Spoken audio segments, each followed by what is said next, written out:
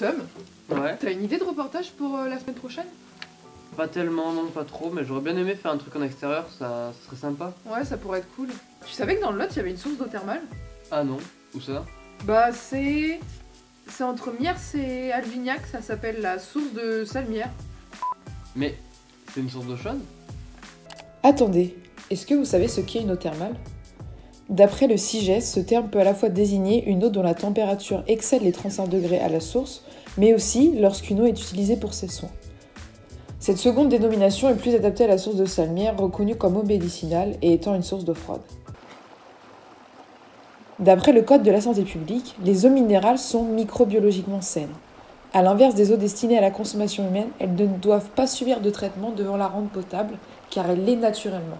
Leur composition, notamment en minéraux, et leur température au niveau de la source ne doivent pas varier dans le temps. L'origine de l'eau souterraine, ainsi que la nature des terrains géologiques, expliquent la protection de ces eaux face aux pollutions et leur conférant ce statut d'eau minérale. Salut tout le monde. Salut! Alors là on vient d'arriver à la source de Salmière. On va retrouver le maire d'Alvignac et la maire de Miers, qu'on va interviewer à propos de ce lieu de la source de Salmière. Ainsi que le directeur de l'usine d'eau Alvina.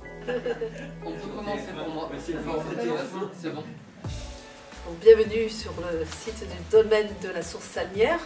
Donc la particularité de ce site, c'est qu'il appartient aux deux communes, à Miers et à Alvignac. Nous formons ce qu'on appelle un syndicat intercommunal à vocation unique et nous sommes propriétaires donc de ce domaine. Et vous le gérez ensemble, tout ce qui est activité, rénovation?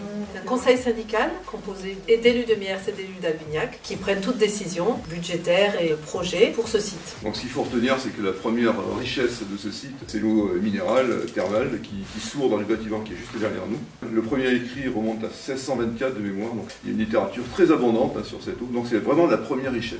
Donc bâtiment thermal, le pavillon des eaux, c'est cette espèce de bâtiment en forme de pagode, très très surprenant dans ce paysage. La particularité, c'est que c'est une des toutes premières constructions en voile de béton mince.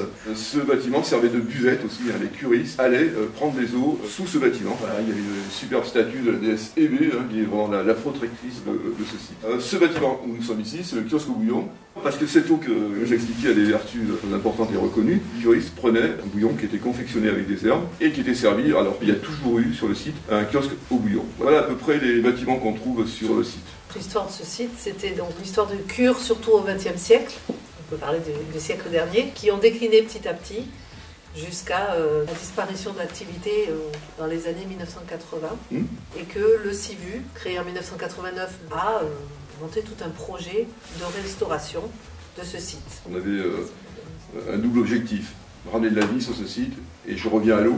Depuis, c'est le 28 décembre 2021, donc c'est tout récent, l'arrêté préfectoral permet à nouveau de produire et commercialiser cette eau. Même quand l'eau va être produite et commercialisée, c'est-à-dire dans quelques jours, restera toujours à disposition du public cette eau. Voilà.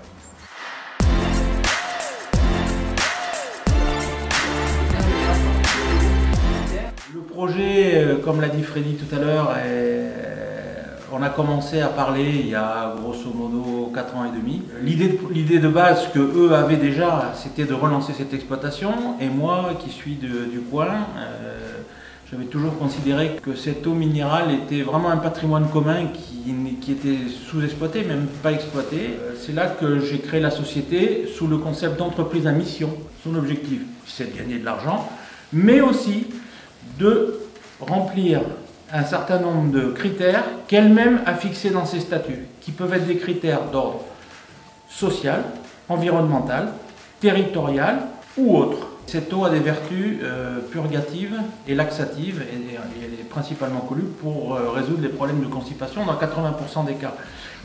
Cette eau qui est dans cette bouteille-là, elle est rentrée sous terre il y a entre 15 et 20 000 ans. C'est totalement extraordinaire.